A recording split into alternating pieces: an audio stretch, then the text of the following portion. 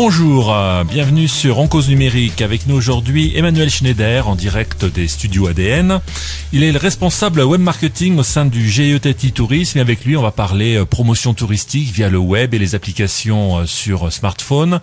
D'abord une première chose, est-ce que tu pourrais nous expliquer un peu ce que c'est que la réalité augmentée ? Alors la réalité augmentée, c'est une technologie qui fait beaucoup parler d'elle dans le monde depuis quelques années, mais là vraiment maintenant avec des usages grand public. Et donc c'est le fait de combiner le réel et le virtuel. Donc concrètement, vous avez un écran, ça peut être votre smartphone, votre ordinateur, votre webcam, qui vous montre la réalité qui est devant vous.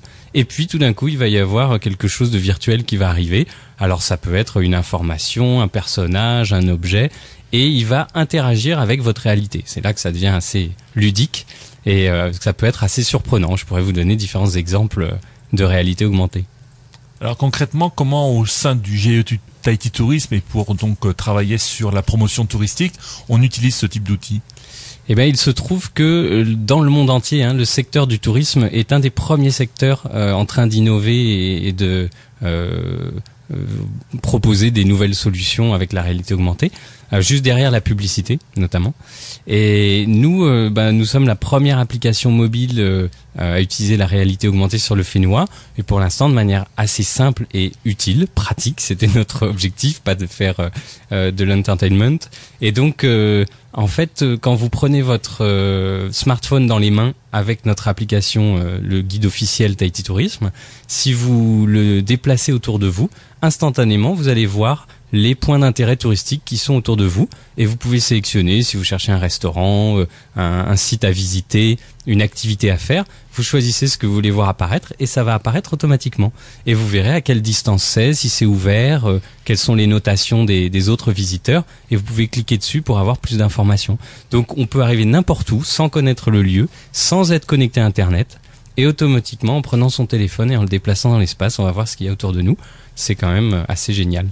Alors, moi j'ai eu l'occasion de tester l'application du GIE Tahiti Tourisme. Je crois qu'il y a un élément que tu as oublié de dire et qui est assez important, c'est que c'est une application qui est gratuite en plus pour l'utilisateur. Oui, alors c'est le premier guide officiel de la destination et effectivement il est évidemment mis à disposition gratuitement des visiteurs internationaux et des locaux. On a beaucoup de personnes ici maintenant qui l'utilisent parce que ça permet d'avoir dans la poche tout le Fénois. Alors tout le Fénois touristique, mais enfin c'est très large. Ce sont des points d'information, ce sont les restaurants, ce sont les pensions, les hôtels, les activités. Donc c'est assez utile.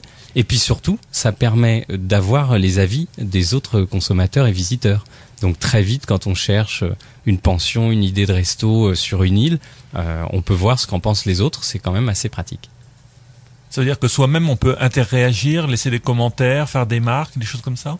Exactement. En fait, la révolution de cette application mobile pour nous, GIE Tahiti Tourisme, c'est que c'est la première fois qu'on ouvre notre base de données. Elle comprend déjà plus de 2000 fiches, ça couvre 80 îles et atolls. Donc c'est déjà énorme, c'est quasi exhaustif. Mais s'il manque un endroit, notamment, il manque beaucoup de roulottes. On fait un appel aux amateurs de roulottes. N'hésitez pas, vous installez l'application et vous rajoutez une fiche. Et c'est extrêmement facile, ça se fait vraiment en quelques secondes. On fait ajouter un lieu, on choisit le restaurant, on met où il est, on est géolocalisé automatiquement et c'est fait. On prend une photo, on peut rajouter des commentaires si on a envie. Donc voilà, il y a vraiment un côté participatif. Alors soit on rajoute des fiches, soit on commente. Quand on a un coup de cœur, on le dit. On peut mettre des notations, ça va de 1 à 5 étoiles. Et on peut mettre des commentaires. Et pour vous donner une idée, l'application a été lancée toute fin décembre 2012. Et donc là, on vient de dépasser en mars les 1000 utilisateurs. Alors, pas qu'en Polynésie, bien sûr. Ce sont les premiers utilisateurs. Mais ensuite, il y a la France, les États-Unis, le Canada. Et puis, ça se développe tous les mois. Et on a déjà eu plus de 500 contributions. Donc les contributions, c'est des nouvelles fiches, des photos, des commentaires, des notes. Et en général, les gens sont plutôt sympas dans leurs commentaires, les notes, ou ça astique ? Non, la plupart du temps, c'est plutôt des bons plans, c'est des coups de cœur. C'est ce que les gens ont aimé, etc. Ouais. Et sinon, ils sont toujours très nuancés. D'ailleurs, la charte le prévoit. C'est-à-dire que quand on télécharge l'application, nous, on a mis à disposition la charte et on dit, attention, il faut que ce soit objectif. Et s'il y a des critiques, ce qui est bien sûr la loi, c'est normal, c'est le jeu, il faut qu'elle soit argumentée. C'est pas juste pour dire c'est nul, point, il n'y a pas de raison donnée. Dans ce cas-là, on valide pas le commentaire. L'application a été fabriquée localement. Comment ça s'est passé ? Alors c'est un mix. En fait, elle est basée sur la technologie d'un city guide international qui est très performant et qui s'est vraiment beaucoup développé pendant qu'on développait le projet. Il a pris de l'ampleur et donc du coup on a la chance de bénéficier de toutes ces mises à jour et de ces avancées technologiques, et la réalité augmentée en fait partie. Et puis ça a été adapté, localisé par la société FreshUp qui est ici sur Tahiti, et qui a fait un travail important parce que le City Guide il était prévu pour des villes et nous on est un chapelet de 117 îles, donc voilà, il fallait prévoir des fonctions un peu spécifiques, et ça a été bien fait. Je crois que là ça correspond bien à l'utilisateur. Je crois qu'on appelle ça une solution marque grise, me semble-t-il. C'est exact. Un mix entre la marque blanche et puis le développement propre. Exactement. C'est ça. La marque blanche, on sait plus du tout quel est le produit d'origine. C'est tout à fait transparent. La marque grise, on s'appuie sur une technologie qui est nommée, mais simplement on l'a personnalisée. Et puis, si vous n'êtes ni en marque blanche ni en marque grise, du coup, vous avez le produit d'origine, mais avec son logo. Des pubs, etc. C'est beaucoup moins agréable et c'est pas forcément gratuit. Est-ce que tu peux nous donner une petite idée du temps qu'il a fallu au GIE pour entre l'idée, si tu veux, de mettre en place cette solution de réalité augmentée et puis la mise en production effective à partir du mois de décembre? Comment c'est construit un petit peu? Combien de temps vous avez mis? Et éventuellement nous dire combien ça a coûté? Alors effectivement, ce sont des informations qui ont déjà été communiquées, donc elles ne sont pas confidentielles. Alors le temps pour développer tout ça, ça a été long. Ça a été lancé, en fait, initié par mon prédécesseur juste avant son départ. Donc ça veut dire que ça remonte à il y a 2 ans. Et entre-temps, ce que les gens ne voient pas, c'est que par exemple, pour que la réalité augmentée marche sans connexion Internet, il n'y a pas de miracle. C'est qu'il a fallu géolocaliser la totalité des 2200 fiches de la base, avec une longitude et une latitude. Alors voilà, ça fait partie des choses qui ne se voient pas, mais voilà, on a fait évoluer notre base de données pour ça, et donc il y a encore quelques erreurs, n'hésitez pas à nous les signaler. Il y a des fonctionnalités dans l'application pour signaler une erreur de géolocalisation, donc voilà, vous cliquez en 5 secondes, hop, ça nous fait parvenir l'info, et comme ça on vérifie, mais la majorité des fiches ont été localisées à la main par des utilisateurs, etc. Donc ça a été un travail assez long. Et puis ensuite, il y a eu tout un travail donc de test des fonctionnalités qu'on développait exprès pour nous. Donc par exemple, le fait de pouvoir être sur une île, il y a un menu qui permet de choisir les îles, et vous pouvez naviguer sur la carte, etc., le plan d'une île, même sans y être. Et ça, c'était important pour nous, parce que souvent on prépare son séjour pour le week-end, ou quand on est en visiteur international, on est à Moorea, on sait qu'on va à Bora le lendemain, et donc le soir on regarde un petit peu dans sa chambre, voilà ce qu'on va pouvoir trouver. Donc il fallait créer cet effet à la fois temps réel mais aussi déconnecté. Et tout ça, ça a demandé un peu de travail. Et est-ce qu'il y a une interactivité au sein de la communauté, c'est-à-dire que les gens peuvent créer des groupes ou Alors, pour l'instant, non, l'application n'a pas cette fonctionnalité-là. En revanche, nous, GIE Tahiti Tourisme, on a pensé effectivement à éventuellement faire un groupe Facebook, par exemple, dédié aux utilisateurs de l'appli qui auraient envie d'échanger avec nous donner des idées d'évolution ou d'échanger entre eux. On l'a pas encore fait tout simplement parce que ça demande déjà beaucoup de temps de lancer l'appli, de communiquer dessus, etc. Et évidemment un groupe Facebook en plus, on en anime déjà beaucoup, hein. Et donc voilà, on s'est dit que ça pourrait être une étape suivante, mais effectivement on voit bien que la plupart des gens, notamment localement, qui téléchargent l'appli, ils mettent pas un commentaire. Ils mettent 10 à 15 commentaires d'un coup, hein. Donc, et les visiteurs, c'est pareil, la moyenne, c'est 3 à 4 commentaires sur des îles et des activités différentes. Donc, on voit bien que ça marche, que les gens se font plaisir. Et donc, effectivement, il n'y a pas de raison. Peut-être que on voudrait aussi, sont des ambassadeurs pour nous, hein, des ambassadeurs du Fénois. Et donc, on se dit que ça serait bien de récompenser ceux qui font le plus de contributions. Moi, j'ai pas trop surfé sur l'appli et tout, mais on peut mettre des photos, on peut mettre des vidéos ou c'est simplement on géolocalise un point et...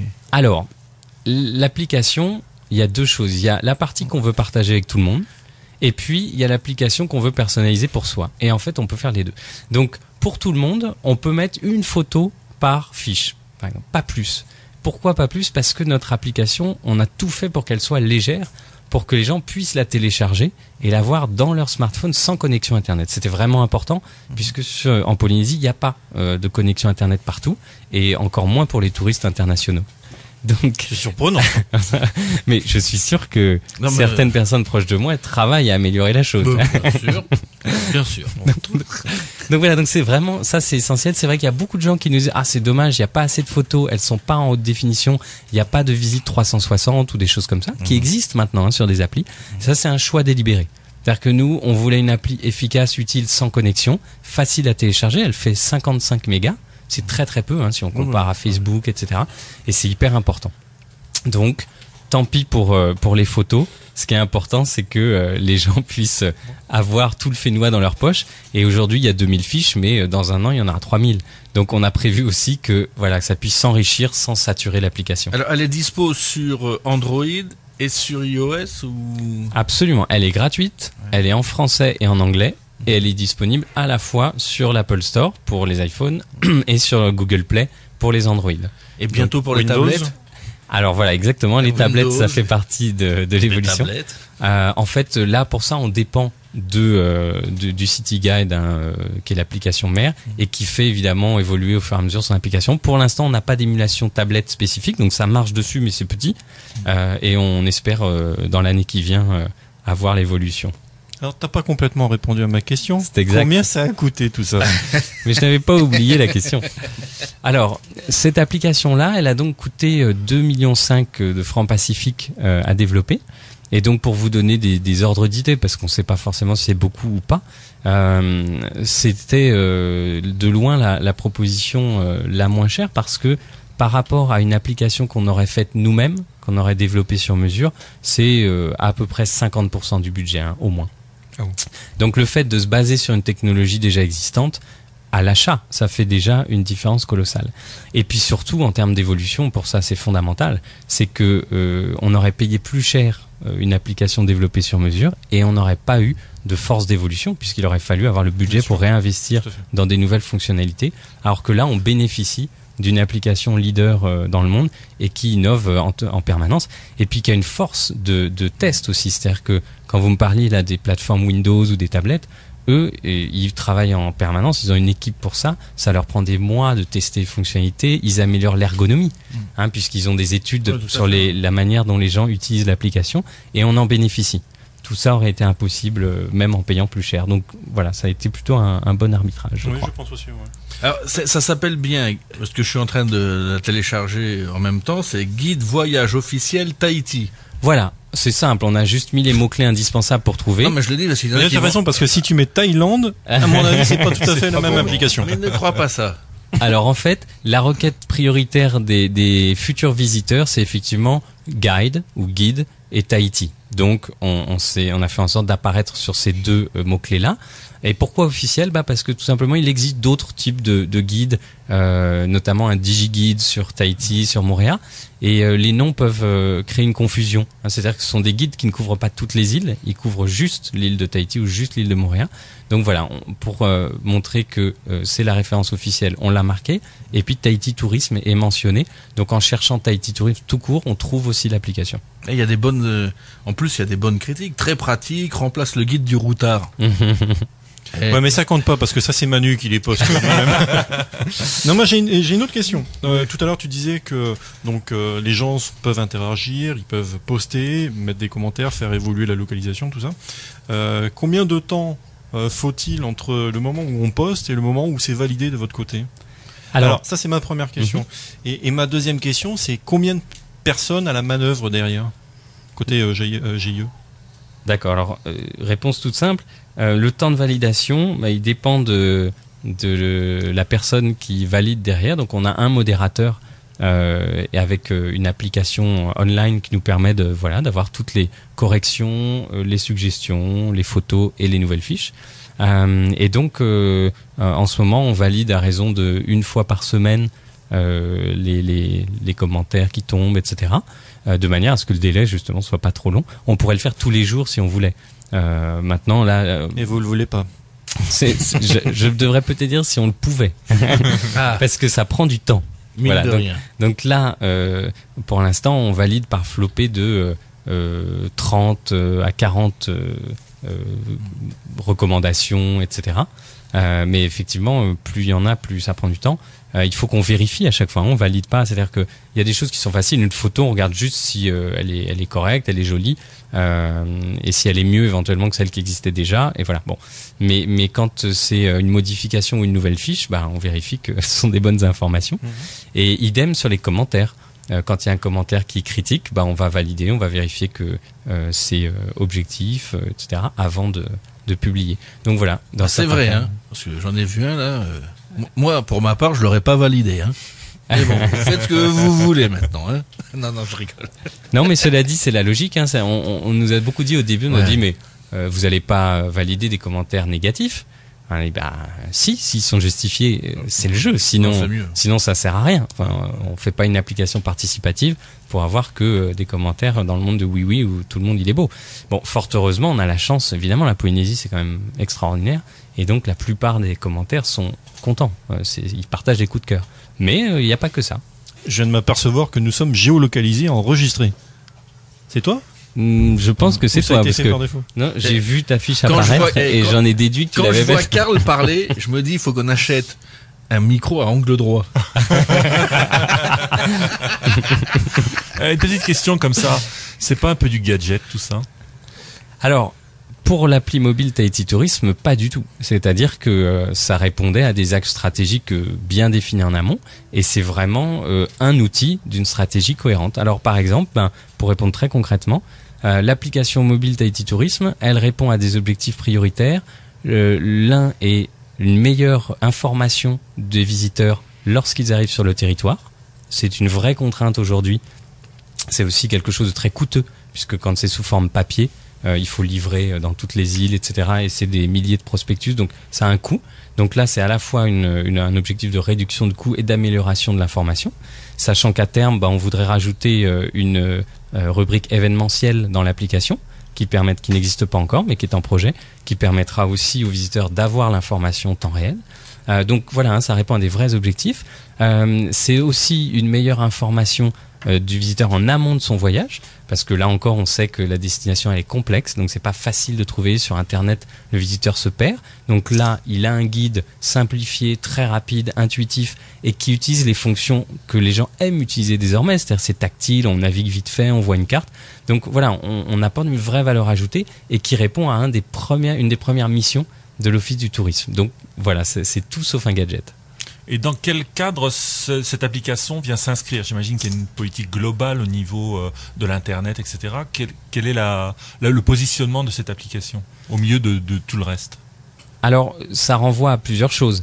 En tout cas, la logique participative, elle est déterminante maintenant. Pas que sur l'application mobile, sur le web aussi. Par exemple, maintenant, on essaye d'avoir des récits de voyage, des photos, des vidéos des internautes, parce que finalement, le GIE Tahiti Tourisme, il peut pas tout faire avec ses petits moyens. En revanche, il y a des dizaines de milliers de passionnés à travers le monde qui sont des promoteurs potentiels du Fénois.